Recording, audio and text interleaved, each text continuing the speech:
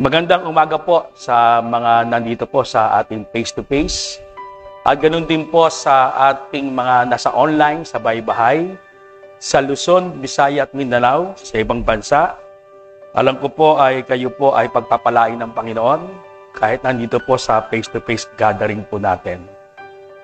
Alam niyo po, special announcement po bago po akong mangaral ng salita ng Diyos. December 6, first Sunday po ito. Ibig sabihin, sa next Sunday ay meron po tayong tinatawag na leadership planning meeting.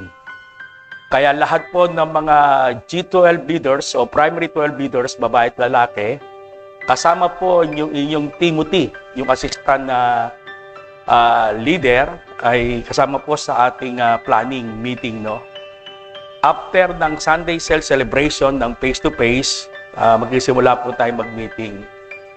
Kaya pagkatapos po ng meeting, dito po tayo manananghalian. Amen?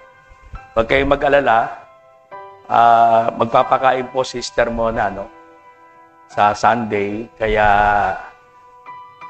ulitin ko po, mahalaga po itong ating planning meeting. Every year, ginagawa po natin ito.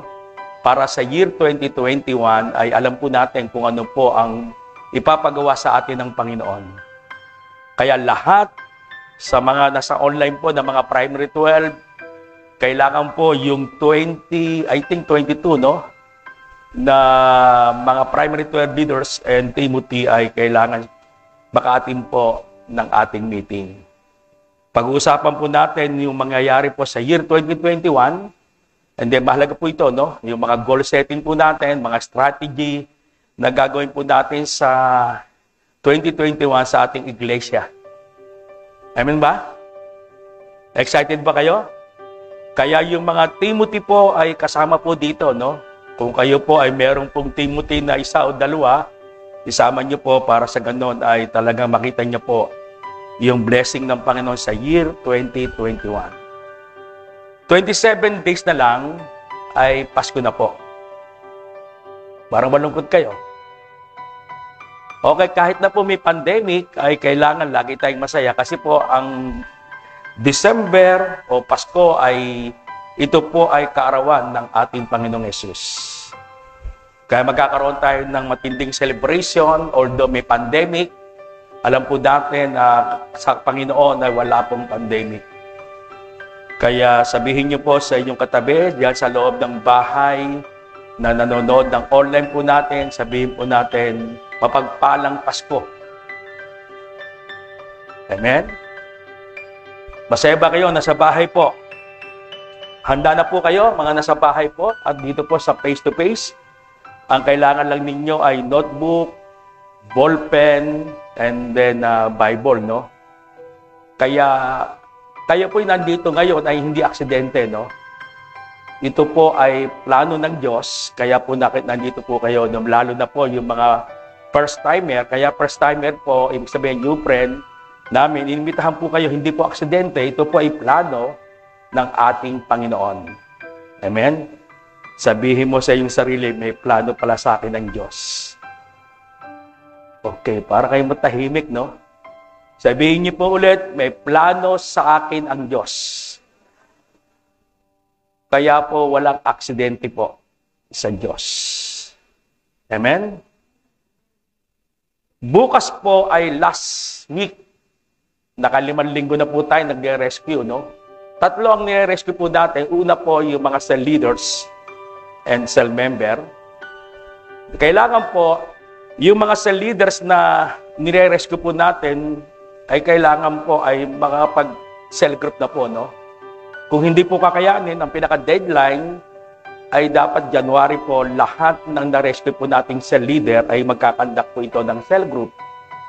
Alam niyo po, kapag isang tao na nalunod sa dagat o sa swimming pool, pag sinabing rescue, kailangan po mabuhay. Wala pong tinatawag na rescue na sinagip sa dagat o kaya sa swimming pool, nalulunod, and then namatay. Kaya pag sinabi pong rescue, kailangan po mabuhay po yung mga cell leaders po natin. Ganun din po mga cell member, Yung mga cell member, ibig sabihin, matagal po itong hindi naka-attend ng banal na gawain ng Panginoon sa cell group, and then kahit po sa Sunday cell celebration po natin. Another, i-rescue po natin yung mga unbeliever. Pag sinabing unbeliever ay hindi pa nakakakilala sa Panginoon, hindi pa nakakaranas ng relationship, na personal na relationship sa ating Panginoon. Kaya yung ating re-rescue ng mga bagong kaibigan, kailangan po tuloy-tuloy sa Panginoon hanggang siya po ay maging disciple. Sabi po ng Matthew 28 verse 19, go and make disciple of all nations. Kaya tayo, hindi lamang tayo naligtas, kailangang maging disciple po tayo ng ating Panginoon. Amen? Sabihin niyo po sa inyong katabi, disciple ka ni Lord. O tignan niyo po nung katabi ninyo. Amen? Hindi naman nakatakip ang kanyang mahal. Sabihin mo, sa mata, sabihin mo, disciple tayo ng Diyos. Amen. Malakas na palakpak sa ating Panginoon. Kaya itong week na to, pinaka-last rescue operation po natin in action. Kaya kailangan po, lahat po ng mga primary 12, babae at lalaki, ay kailangan po sa network nila ay makapag-rescue po. Mahalaga po yung unity. Sabi nga, pinag-uusapan natin yung power of unity. Kapag may power, ay meron pong pagpapala sa ating Panginoon. No? Lahat victory po, yung lahat ng gagawin po natin sa ating Panginoon. Kaya sa oras ito, ang ating pag-uusapan, noong nakaraan, pinag-uusapan natin yung Upland Rescue, pinag-uusapan natin returning to God's covenant, no? Kasi without covenant, kapag nakalimutan natin ng covenant kay Lord, kaya napapalayo tayo. Amen. Hindi ko mo kayo Krisyano na, kayo po'y naging leader ng church, hindi ko mo naging leader tayo ng church, hindi na tayo makakalayo. Kapag nakalimutan natin ng tinatawag na God's covenant o pakipagtipan sa Diyos, pinag-usapan po natin, pwede po tayong lumayo sa ating Panginoon. Mahirap po lumayo. Amen ba? Eh tayo nga, sabi ko nga nakarang linggo, ayaw nating iwanan. Kaya ayaw nating iwanan ng ating kaibigan, ng mga mahal natin sa pamilya, kaya yung mga nag-a-abroad po, ay hirap na hirap po ito. Kala lang ninyo, maraming pera, pero sa totoo lang, ang hirap pong mawalay sa mga mahal sa buhay. Pero dahil nga sa sakripisyo, gusto natin gumanda ng ating pamilya, minsan iniiwanan po natin, pero napakahirap po. Sa totoo lang, yung mga nag-a-abroad, kala natin tayo ang iniwan, pero sa totoo lang, iniwan natin sila. Kasi nag-iisa sila. Kaya ngayon, sa umaga pong ito, sa linggong ito, pag-uusapan po natin, is all about rescue. Handa na ba kayo? Masaya ba kayo? Amen? Parang malulungkot kayo eh. Kaya ang title na pag-uusapan po natin, 2020 Vision, Operation Rescue, Upland BKD. Ano ibig sabihin ng BKD? Upland BKD means balik sa kaharian ng Diyos. Okay, sulat niyo po sa mga nasa online, lagay niyo po sa comment section ninyo. Our topic for today, Operation Rescue, Upland BKD, balik sa kaharian ng Diyos. And then sa mga nasa online po, kanina po nakita ko po ay meron tayong 40 plus na viewers. Dapat makapag-share po tayo. I-share po natin yung ating itong pong live video natin para sa ganon ay marami pa na makarating to na talagang mapanood po nila ito. Alam po, naniniwala po ako kapag pinanood po nila ito, kahit na po i-review po nila ito, meron pa rin kapangyarihan ang ating Panginoon. In the book of Lamentation o Panaghoy, our verse o ating Bible verse in Panaghoy chapter 3, verse 19 hanggang 25. Pag-uusapan natin yung Lamentation chapter 3. Ito lang pong babasahin ko po. Ito po yung pinakabuod ng versikulo ng chapter 3, no? Yung the book of Lamentation, ang author po nito ay extension po ito ng Jeremiah. Kasi ang may author po nito ay walang iba kundi si Propeta Jeremiah. Makikita po natin sa lahat ng propeta, si Jeremiah ang nakaranas ng matinding paghihirap para lamang makasunod sa ating Panginoon. Tingnan po natin, in chapter 3, verse 25 sa wikang Tagalog, simpait ng abdo ang alalahanin sa aking paghihirap. Amen? I-visualize nyo na po, pakiramdaman nyo po yung salita ng Panginoon, no? Sabi po dito ni Jeremiah, simpait ng abdo. Nakatingin na ba kayo ng abdo? Napakapait po yun. Mapait pa sa ampalaya. Sabi dito ni Jeremiah, simpait ng abdo ang alalahanin sa aking paghihirap. At kabiguan, verse 20, lagi ko itong naalala at ako'y labis na namimighati. Amen? Nung sinusulat siguro niya ito, nakarecover po siya. And then kapag naalala niya po yung paghihirap, tayo po, ayaw natin na maghihirap po tayo. Amen ba? Wala po may nangangarap na gusto ko, ako ay maghirap, talagang magkaroon ako ng kabiguan sa aking buhay.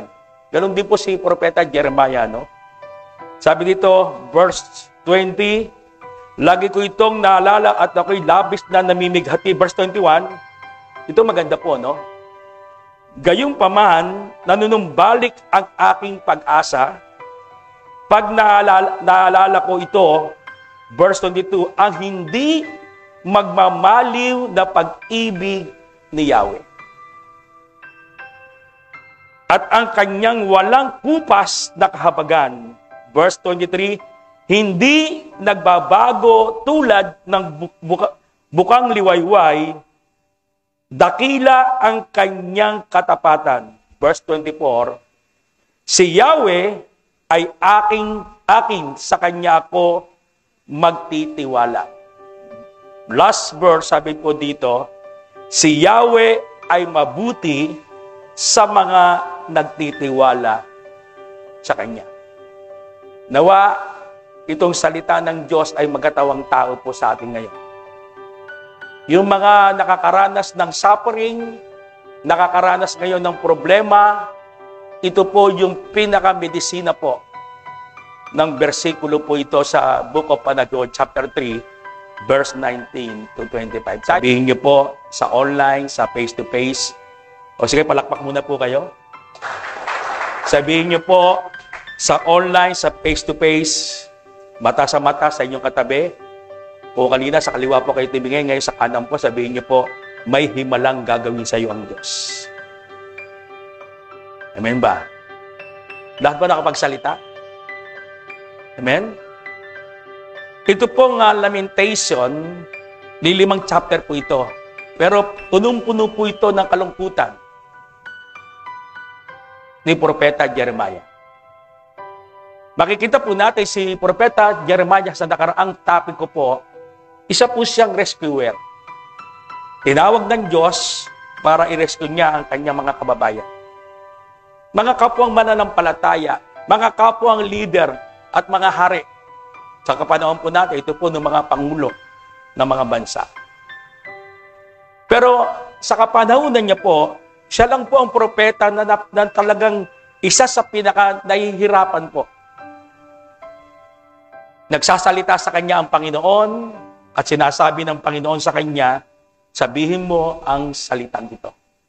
Pero ang problem po, ang mga mananampalataya, ang mga saserdote at ang mga hari ng kapanahonan niya ay hindi naniniwala. At in the book of Jeremiah, makikita po natin, siya po ay binalanggo, nilagay sa balon na walang laman na tubig, kundi mga putik o mga burak. Nag-iisa siyang propeta. Siguro isa lang tao ang nag-encourage sa kanya. And then praise God, nagawa niya po ito, mga bagay na ito. Ginamit siya mightily ng Panginoon para maging rescuer po.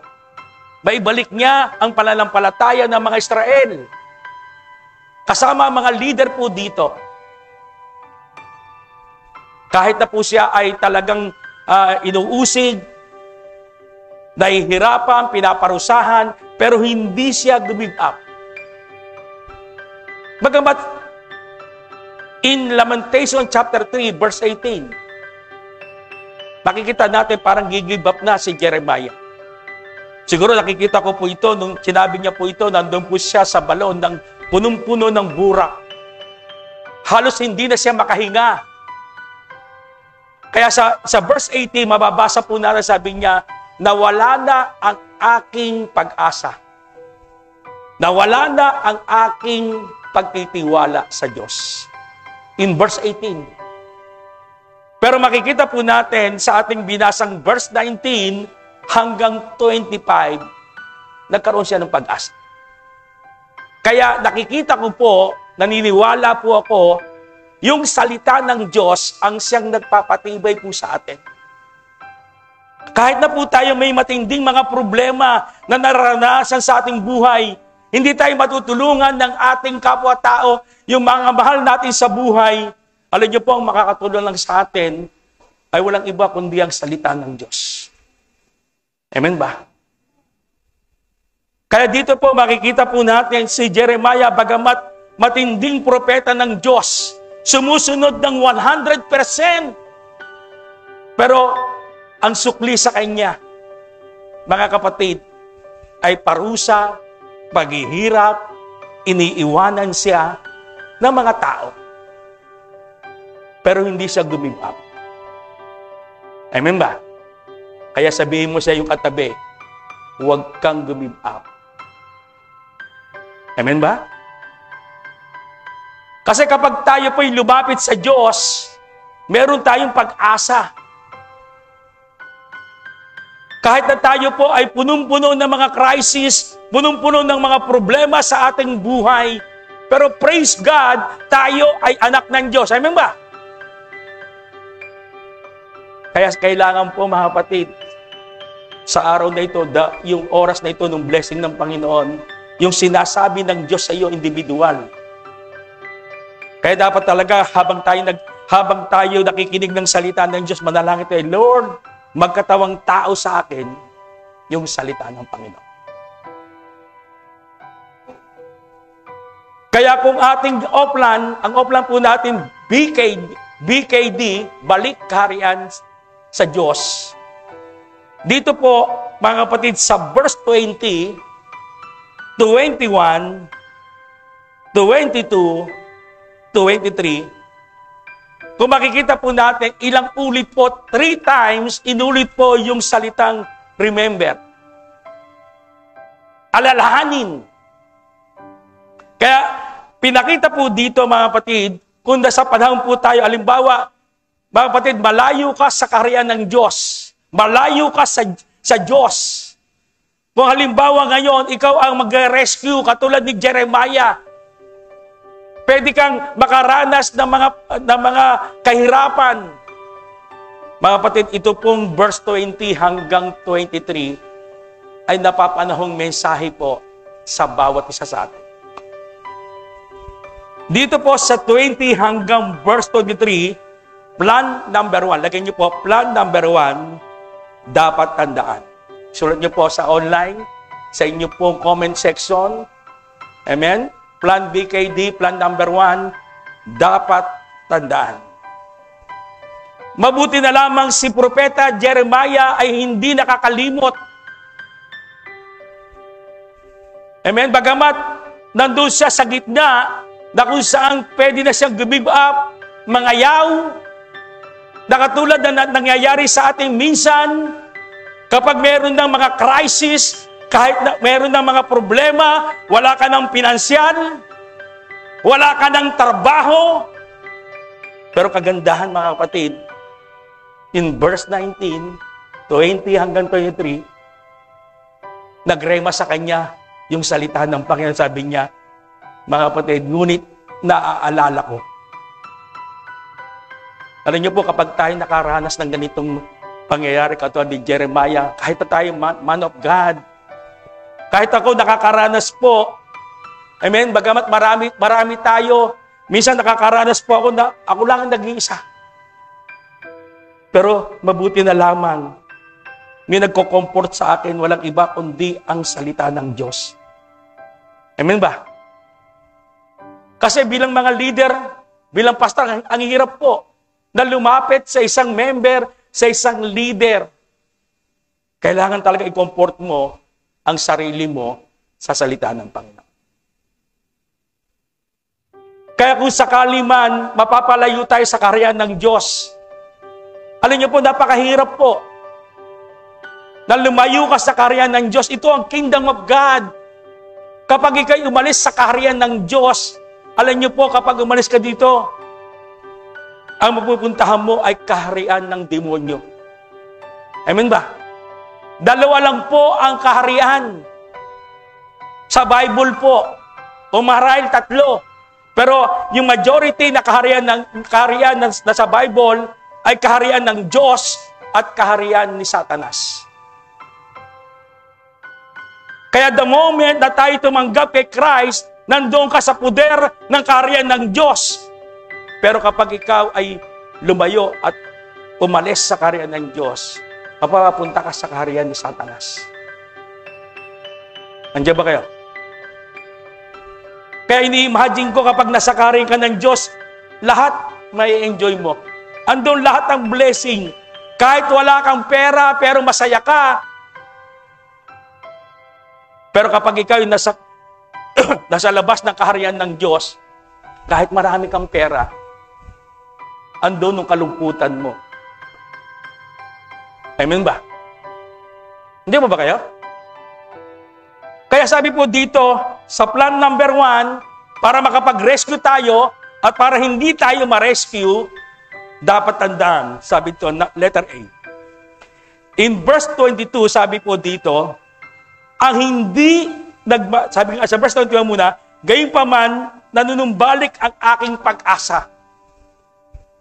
Sa pag-naalala ko ito, in verse 22, ang hindi nagmamaliw na pag-ibig ni Yahweh. Alam niyo po, number 1 na dapat tandaan, huwag natin kakalimutan po ito. Sa gitna ng pagpapala, sa gitna ng problema mo, sa gitna ng crisis mo, na iniiwanan ka, nag-iisa ka lamang, sabi ito, letter A, remember the eternal love of God. Malakas na palakpak sa Panginoon. Si Jeremiah, nasa gitna na po siya, give up, mangangayaw, pero sabi niya sa verse 22, naalala niya ang hindi magmamaliw na pag-ibig ng Diyos. Alam niyo po, announcement, kaya ka nabubuhay ngayon dahil sa love ng God. Amen? Kaya wag tayo mawala ng pag-asa. Katulad ni Jeremiah, hindi siya nawala ng pag-asa sapagkat naalala niya yung pag-ibig ng Diyos na walang hanggang pag-ibig ng Diyos. Pag sinabing eternal love, love never ending. Hindi matatapos. Itong love never end, ito po'y galing sa Diyos. Maaaring yung pag-ibig ng kapwa mo, pwedeng mga kapatid, mawala. May limit. Pero yung pag-ibig ng Diyos, kahit na iniwanan ka na ng lahat, iniwanan ka ng tagumpay, iniwanan ka ng pera, iniwanan ka ng mga mahal mo sa buhay, pero never naiiwanan ka ni Lord. Tindi ni Lord, no? Amen? Pwede ba i-comment nyo dyan? Ang tindi mo, Lord.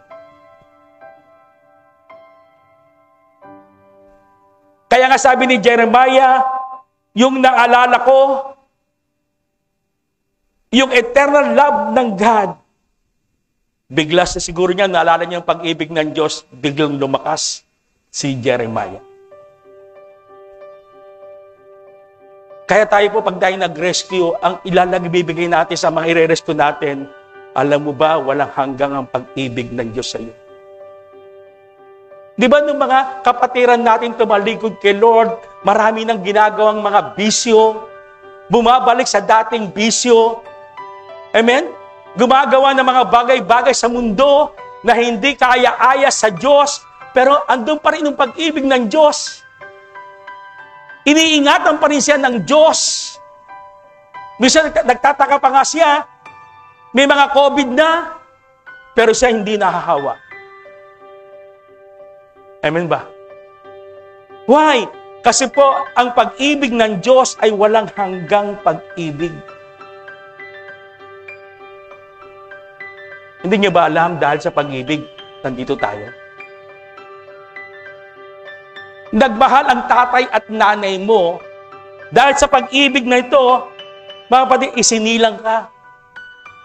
Kaya hindi po pwede, mga kapatid, kung may pag-ibig ang tao, ay may merong degree ang pag-ibig ng tao.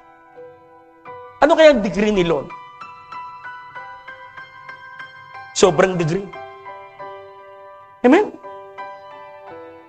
Sa palagay niyo ba, kapag naramdaman niyo nung degree ng pag-ibig ng Diyos, aalis ka ba sa kaharian ng Diyos? Ako po, 31 years na po akong Krisyano. 20 years na po akong pastor. The moment na nag-iisip ako, mangangayaw na ako sa gawain ng Panginoon, pero maalala ko yung pag-ibig ng Diyos. Si Lord Jesus nga, wala nang hininga. Hirap na siya sa krus ng Kalbaryo. Hindi na siya makahinga. Pwede sabihin niya, Ama, ayaw ko na! Pero ang ginawa niya po ng Panginoong Yesus, hindi siya give up. Amen? Ang hirap pong mamatay. Subukan nyo. Nandiyan ba kayo? Nandiyan ba kayo? Yung atakayin ka ng high blood mo, o kaya may hika ka, ang hirap eh. Parang mamamatay ka na. Yung tumakbo ka, may hinahabol ka, tapos pag hinto mo, parang ayaw mo na ka na, mamamatay ka na. Amos mo pag nasa krus ka ng Kalbaryo. Imagine nyo ba yun? Si Jesus Christ, hirap na. Pwede isipin ni Jesus Christ bilang tao, ito namang ililigtas ko, ire-rescue ko, matitigas ang ulo, ayaw sumunod. Pero mga kapatid, dahil sa pag-ibig ng Ama, alam niya po, merong matinding pag-ibig, everlasting love ang Ama. Kaya sinabi niya, it is finished. Tinapos niya po yung ministry niya. Kaya si Jeremiah, give up, mangangayaw, pero hindi siya umayaw sapagkat naalala niya ang everlasting love ng Diyos sa kanya. Kaya ako naniniwala kung maunawaan lamang, maalala natin yung everlasting love of God, wala pong lalayo.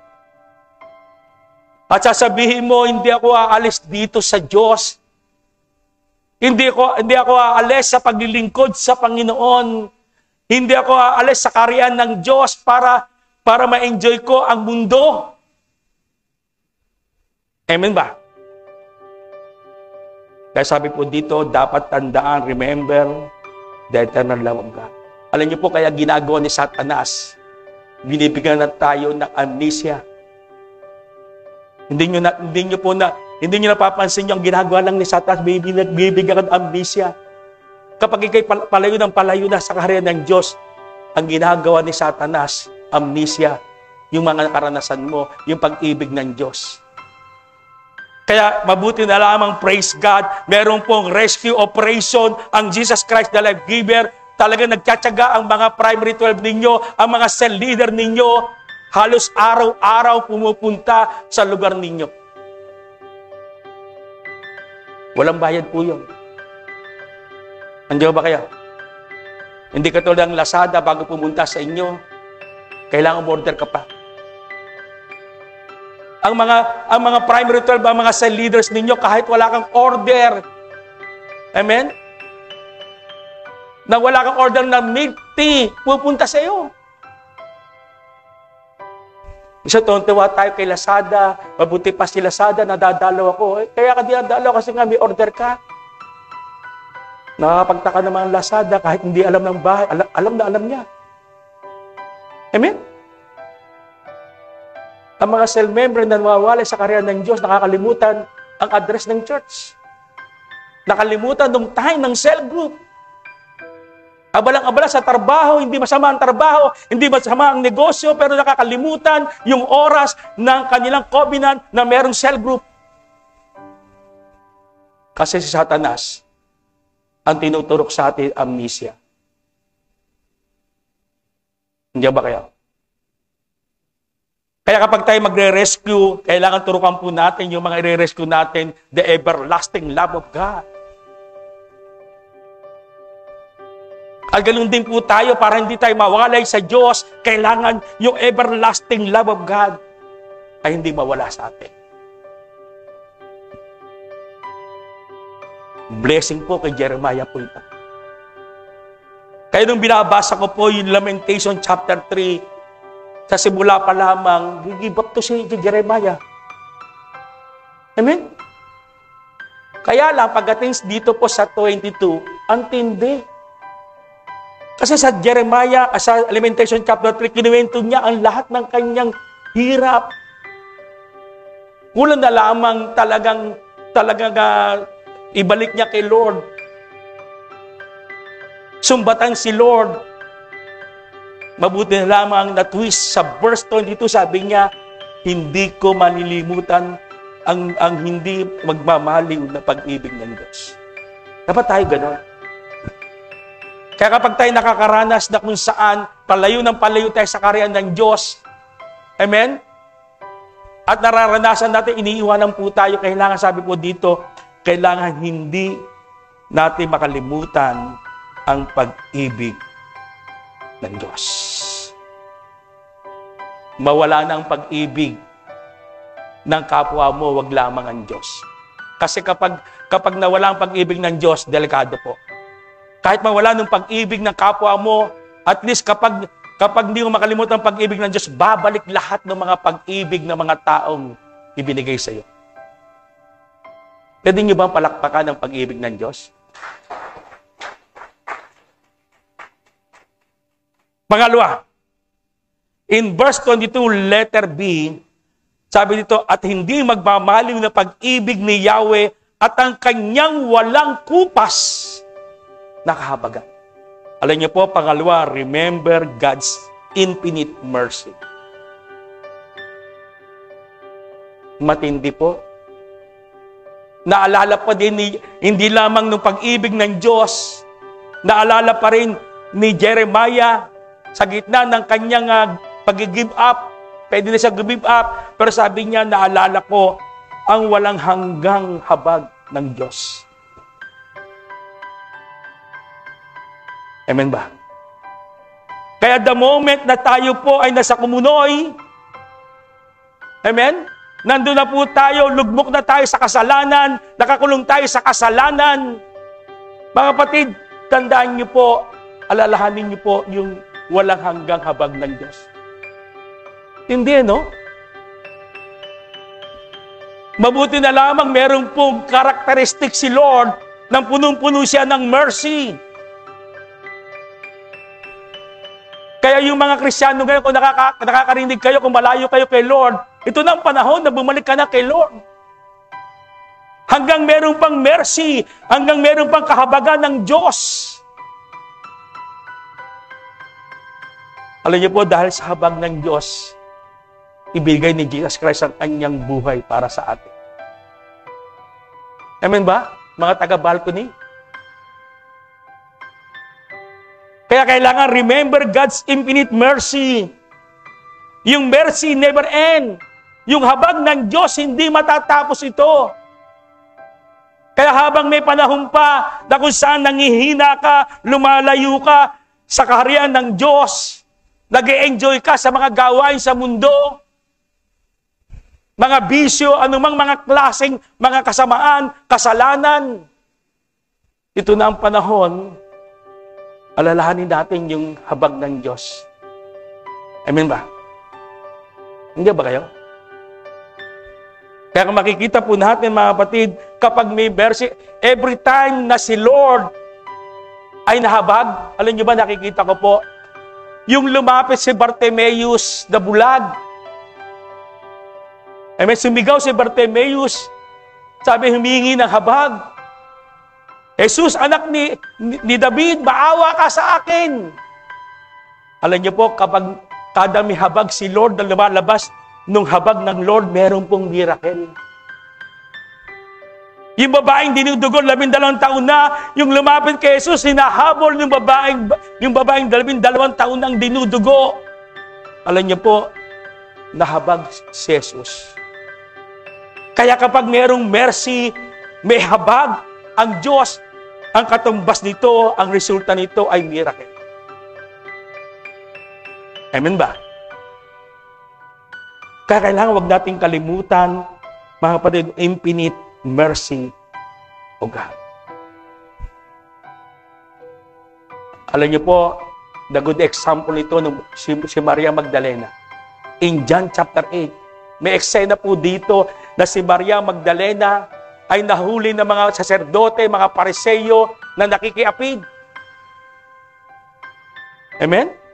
Sa kautusan ni Moses, sabi ng mga pariseyo, sa kautusan ni Moses, sabi ng mga pariseyo kay Jesus, kapag ikaw'y lumabag sa kautusan ni Moses, amen, mamamatay ka sa bato, babatuin ka. Stone to death. Death penalty. Kapag nakiapid ka noong kapanahonan po ni Moses, babatuin ka hanggang mamatay. Buti na lang may mercy si Lord ngayon. Amen? Sabi ko nga, kung halimbawa walang mercy si Lord, mabibigla ka kada kalye. Bakit may bato dito? Nakiapid yan. Ba't may bato na naman dito? Nakiapid yan. Baka makikita natin sa bawat daan natin, puro gabundok na mga bato. Kaya nga nilapitan po ng mga saserdote si Jesus Christ, anong dapat mong gawin? Siguro nung panahon noon, kasama niya mga alagad, sabi ng mga alagad, patibong ito. Pero si Jesus Christ, tahimik lang po. Amen? Ang ginawa niya po, siya po ay umupo sa lupa, and then kumuha po ng pansulat. Sumusulat po siya. And then pagkatapos, tumayo ulit. Sinabi na naman ng mga Pariseyo, anong dapat mong gawin? Pero ginawa ni Jesus Christ, bumaba ulit, sumulat ulit. At nagsalita si Jesus Christ. Ang walang kasalanan, ang unang bumato. Guess who? May bumato ba? Amen? Sa balcony, may bumato ba? Sa balcony ba? Meron bang bumato? Amen? Alam niyo po, lumapit si Maria Magdalena, and then, sabi ni Jesus, nasaan na ng mga humahatol sa iyo? Umalis na po. Ngayon tanong, ano pipili niyo? Stone or mercy? Amen tayo. Kaya napakasarap po ng ating rescue operation, nahabag tayo sa mga nawawalay sa Diyos, sa kaharian ng Diyos.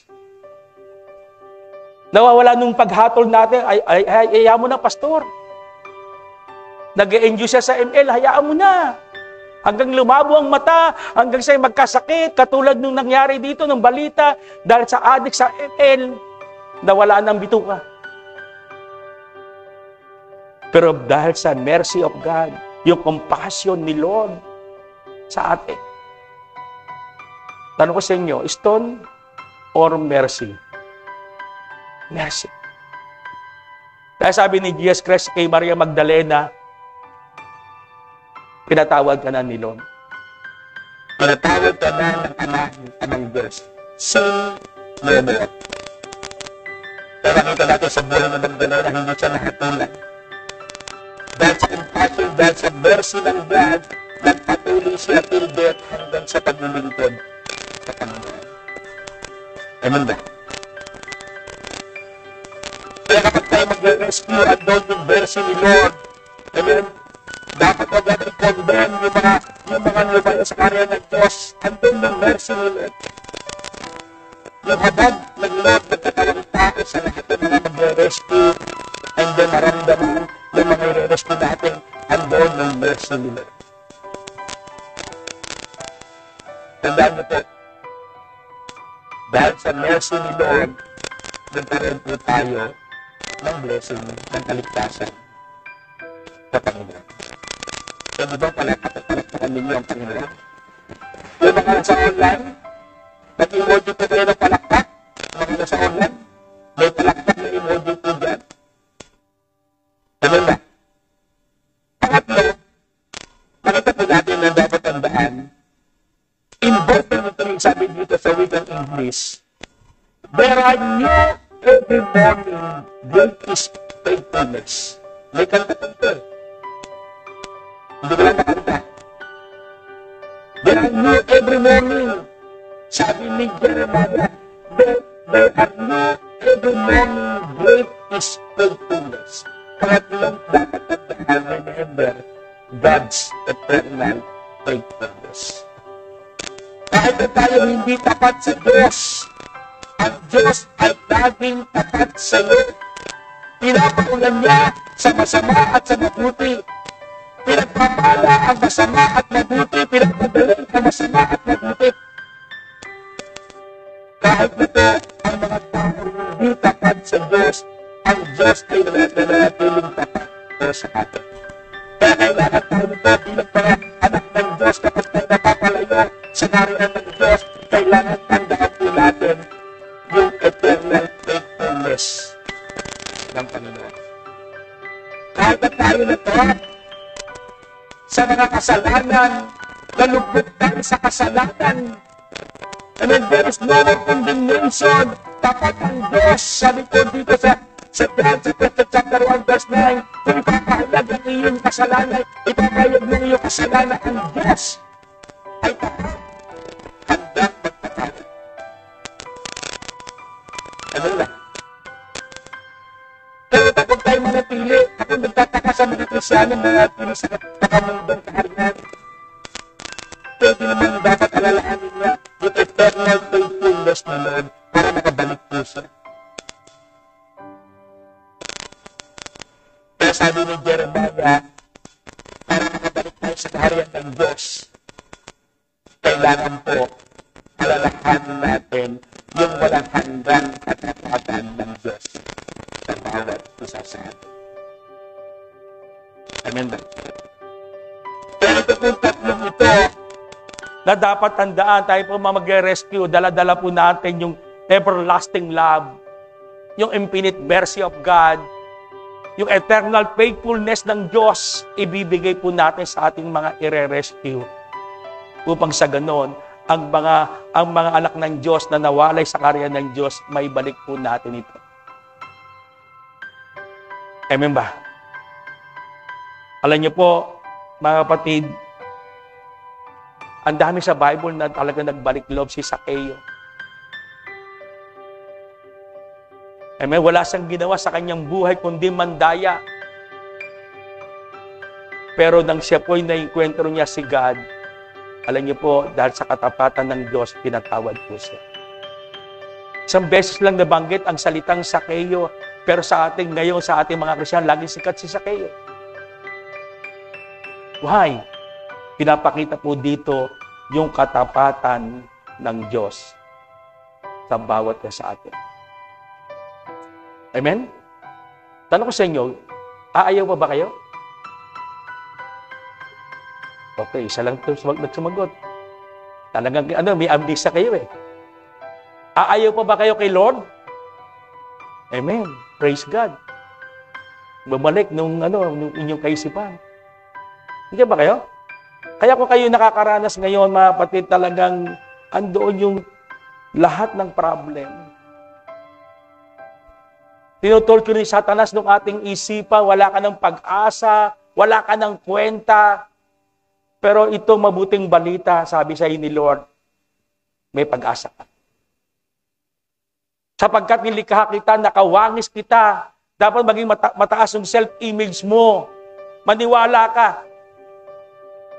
Pagkatapos ng fellowship na to, tatayo ka kay Lord. Amen? Pupunta ka sa mga bagay-bagay at pagpapalain ka, magtatayo ka ng negosyo, pagpapalain ni Lord. Amen ba? Magtatrabaho ka. mag-a-apply ka, sasabihin sa iyo ng qualified ka. Hindi ba kayo? Sapagkat walang anak ng Diyos na kaawa-awa. Lahat sa Bible, lahat ng anak ng Diyos ay hindi ginawang kaawa-awa, kundi ginawa ng Lord na kahanga-hanga. Hindi lang artista nakakahanga. Sa totoo lang, mga kapatid, kapag anak ka ng Diyos, kahanga-hanga ka. Hanga-hanga sa iyo ang asawa mo. Ang asawa ko, cute. Amen? Kapitbahay mo, hanga-hanga sa iyo. Sa lahat ng kapitbahay niya, may mga bisyo, may shabu. Pero itong Kristyano, walang bisyo. Sabi niya, hanga-hanga ko dyan. Lahat nagmumura, PI. Lahat ng klaseng pagmumura, narinig. Pero pagdating sa iyo, wala akong narinig, kundi praise the Lord. Amen ba? Parang ayaw nyo eh. Why? Kasi po, mga kapatid, katulad ni Jeremiah, kahit sa po'y nakaranas na parang give up na siya, pero sabi niya, mabuti na lang. Naalala ko, walang hanggang pag-ibig ng Diyos, the infinite mercy of God, eternal faithfulness of God sa kanyang buhay. Kaya makita po natin, nakulong, napalaya. Papatayin, hindi napatay. Amen? Hinulog sa balon ng puno-puno ng mga burak, na-rescue siya. Amen ba? Andiyan ba kayo? In verse 24, 25, hindi pa ho tapos, sabi po dito, in verse 24, 25, 26, 27, hanggang 29, ipinakita naman dito yung dapat gawin. Amen ba?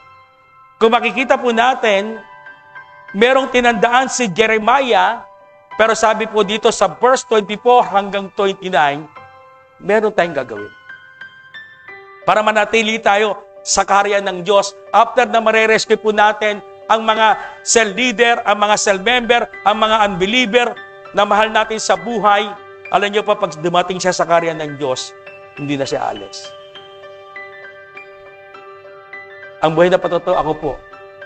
Hanggang ngayon, 31 years po ako, hanggang ngayon dito pa. Yung iba siguro may 40 years na po dito. Baka Sister Nelia, mga 40 years na yun sa Panginoon. Di ba sarap mamatay? Amen?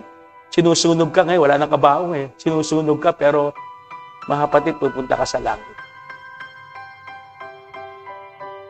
Ang sarap mamatay, kalimbawa, kung kayo mangunguna, wag naman sana. Magsiservisyo po ako sa inyo. Ang sarap. Mga kapatid, ito po ating kapatid. Kahit namatay po ito, ang siya nabubuhay, walang hanggan ng kanyang paglilingkod sa Panginoon. Hindi kahit papaano, hindi siya tumaligod sa Diyos. Di ba sarap? Ay kung halimbawa, namatay po kayo, tumaligod ka, hirap mag-preach. Amen ba? Buhay pa ba kayo? Pag-uusap natin kamatayan. Amen ba? In verse 24 hanggang 25, sabi po dito,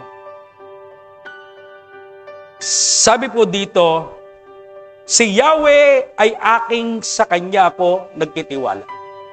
In verse 25, si Yahweh ay mabuti sa mga nagtitiwala sa Kanya. Alam niyo po, plan number 2 dapat gawin, trust in God.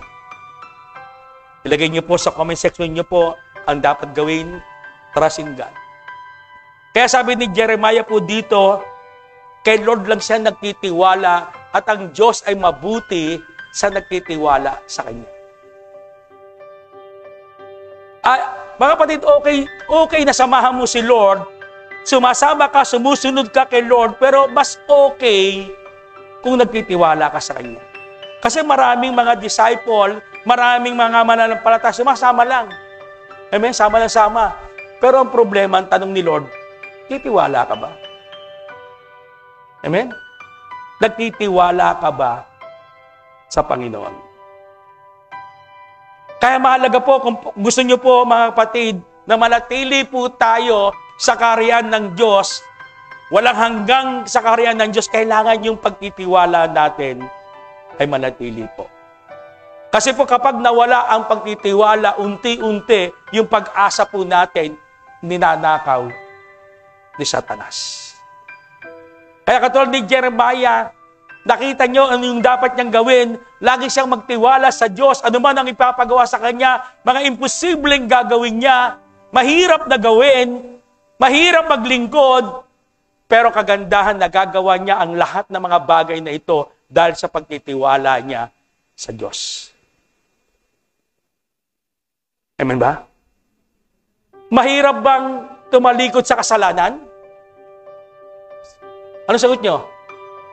Mahirap bang tumalikod sa kasamaan, sa kasalanan? Ang hirap. Pero nagiging madali yung mga pagtalikod sa kasalanan kung magtitiwala ka kay Lord. Kaya yung mga bagay-bagay na pinapagawa ni Lord, kaya lang nahirapan ka kasi yung trust mo sa sarili mo. Hindi ko kaya yan. Talagang hindi mo kaya. Pero kung kapag nagtiwala ka kay Lord, lahat ng bagay, sabi ng Apostol Pablo in Philippians chapter 4, verse 13, ang lahat ay magagawa ko dahil sa lakas na ibinibigay sa akin ng Panginoon. Amen ba?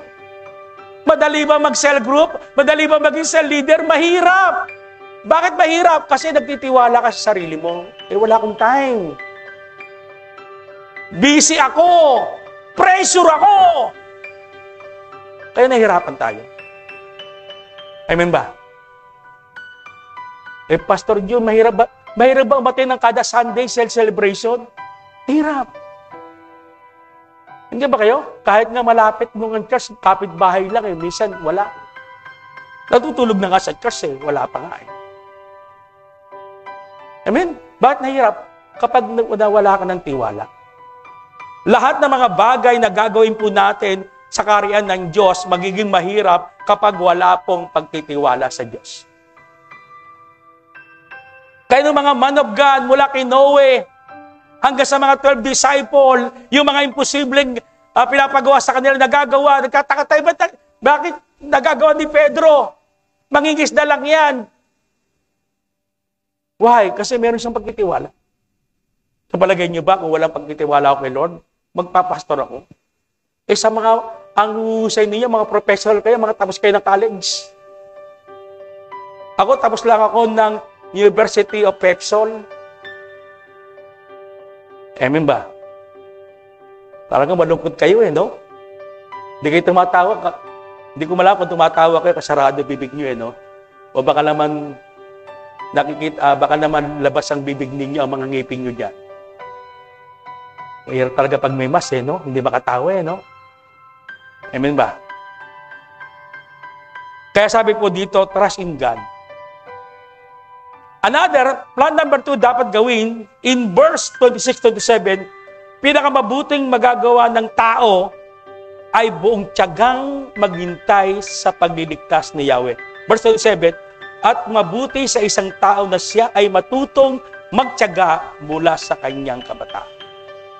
Alam niyo po, pangalawang dapat gawin po natin, waiting for God. Tayo po, nahihirapan tayong maghintay kay Lord. Gusto po natin ma-overtakean nung pinapagawa sa atin ng Panginoon. Kaya sabi po dito ni Jeremiah, ang pinakamabuting magagawa ng tao sa buong tiyagang maghintay. Kasi pinakamahirap maghintay. Amen? 3 buwan ka na nanliligaw sa babaeng minamahal mo, ayaw pa rin sumagot. Kaya gagawin mo, anong gagawin mo? Manliligaw ka sa iba. Tinapon mo ang magaling sapagkat ito'y may uling. Hindi lahat ng kumikinang ay ginto. Amen? Dahil sa hindi pagtitiyaga. Dahil hindi sa paghihintay. Alam niyo po, sa totoo lang, masarap po, alam ba sa mga kabataan kung manliligaw, yung hindi sumasagot kagad, approve ako dun Hindi nakakaulugan, hindi ka gusto, baka ang gusto lang ng babae, magtiyaga ka sa paghihintay. Amen? Kaya kapag hindi naghintay ng ligo sa iba, Pag tinanong ko, ano, bastard ka ba? Hindi naman ako naligaw po. Amen? Kaya waiting for God. Lahat tayo mga anak ng Diyos, kaya tayo napapalayo sa kaharian ng Diyos. Ino-overtaken natin yung pinapagawa sa atin ng Panginoon. Binibigyan ka ng mga yung trabaho, ino-overtaken mo si Lord. Binibigyan ka ng mga negosyo, ino-overtaken mo si Lord. Kaya hindi ka binibless tuloy-tuloy. Amen ba? Waiting for God. Amen? Pag nagtatanong ka, Lord, gusto ko magkaroon ako ng bahay at lupa, maghintay tayo. Amen? Ang hindi naghihintay sa pagpapala ni Lord, karamihan doon ay mga hold-upper. Amen? Doon mga hold-upper hindi naghihintay. Gusto yumaman kagad. Nang-hold up. Mas masarap naghihintay ka kay Lord. Magsisimula muna yung blessing mo. Amen? 2 digit, 3, hanggang 5, hanggang 6 na digit na. Hanggang 10 digit na. Hanggang 15 digit na yung blessing mo. Ang tanong, kung mga digit na, marami ng digit ng blessing mo, paano mo sa pagbibigay ni Lord? Baka, ang dami ng digit, 15 digit na ang blessing mo, ang digit ng binibigay mo kay Lord, 2 digit pa lang. Hello? Hello? Andiyan ba kayo? Kaya waiting for God, kailangan talaga magtiyaga tayo. Ang waiting for God means pagtiyaga para hindi tayo mainip. Kailangan mag-enjoy tayo sa paglilingkod sa Diyos. Malibang tayo sa paglilingkod sa Diyos. Amen ba?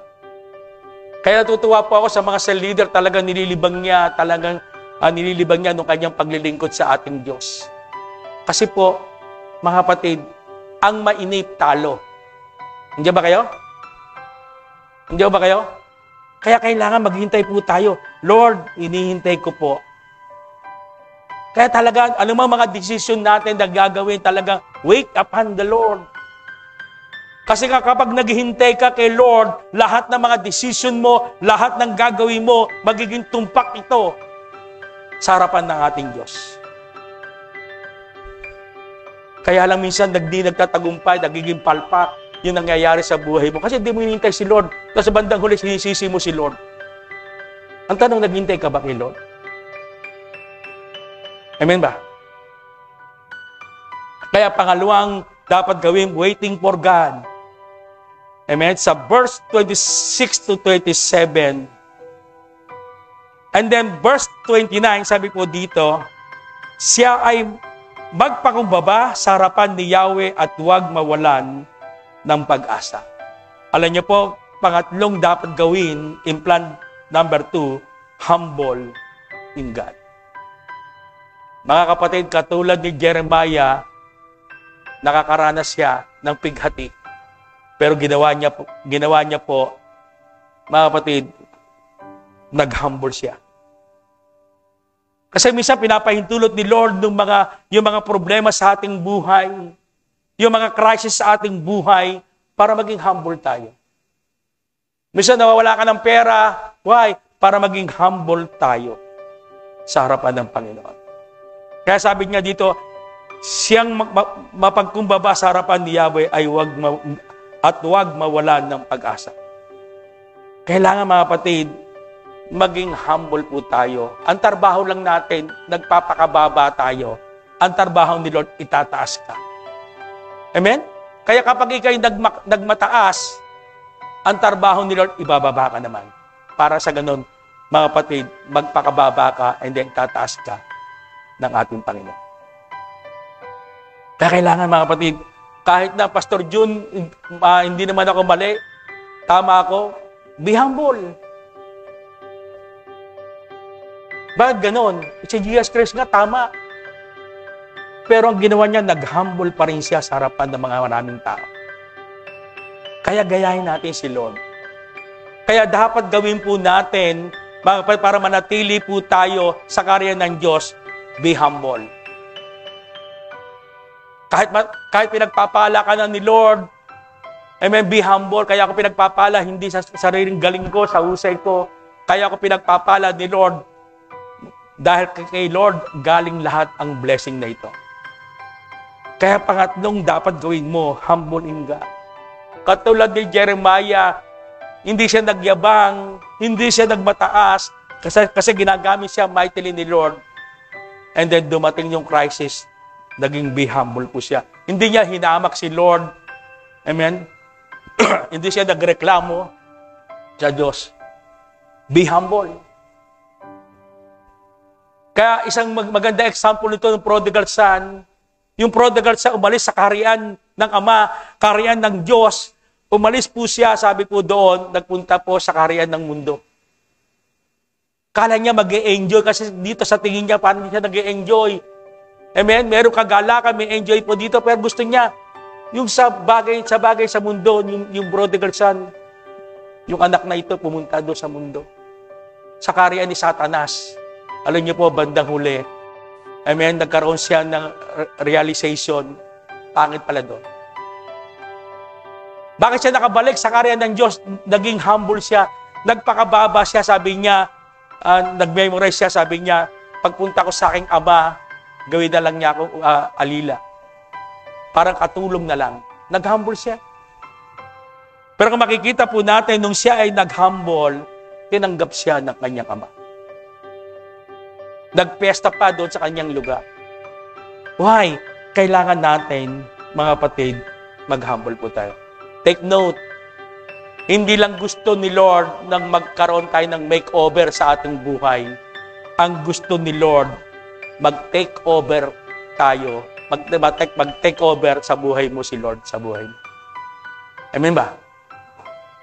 Okay, mag-makeover tayo. Pero kay gusto ni Lord, take over ng buhay mo ang nais ng Panginoon. Kaya kailangan talaga be humble at tuloy-tuloy tayo magpakumbaba. And then nagtatagumpay ka, pinagpapala ka ni Lord, wala kang problema ngayon. Yumayaman ka, be humble sa Panginoon para hindi ka mawala sa kaharian ng Diyos. Amen? Are you blessed? Alam niyo po, ito pong Panagoy o Lamentation chapter 3, 19 hanggang 25, hanggang 29. Kapag naunawaan po natin ito, wala pong aalis sa kaharian ng Diyos. Amen. Hanggang dumating ang Panginoon, magsasama-sama po tayo sa langit. Bagamat hindi ko na po kayo kilala, pero 100% lahat ng hindi aalis sa kaharian ng Diyos, pagpunta sa langit, sama-sama po tayo doon sa kaharian ng Diyos. Pinagpala ba kayo? Nararamdaman niyo ba ang presence ng Holy Spirit? Kaya in conclusion, sabi po dito, Panagoy chapter 3 verse 40, sabi ng Panginoon kay Jeremiah, siyasatin natin at suriin ang ating pamumuhay.